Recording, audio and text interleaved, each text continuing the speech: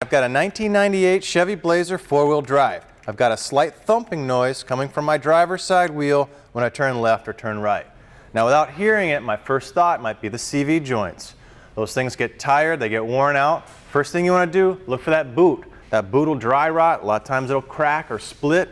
All the grease comes out, all the dirt and grit gets in there, and it's a downhill slope. So get under there, do a visual inspection. Another thing, accelerate a little bit when you make that turn. See if that thumping or clicking noise gets a little bit faster, RPM of the wheels. Start there, you may want to look at the wheel bearing. Sometimes that bearing will get a little loose, and that hub and rotor will start to slap around a little bit. So good luck with that one, keep writing in, and we'll answer your questions every chance we get.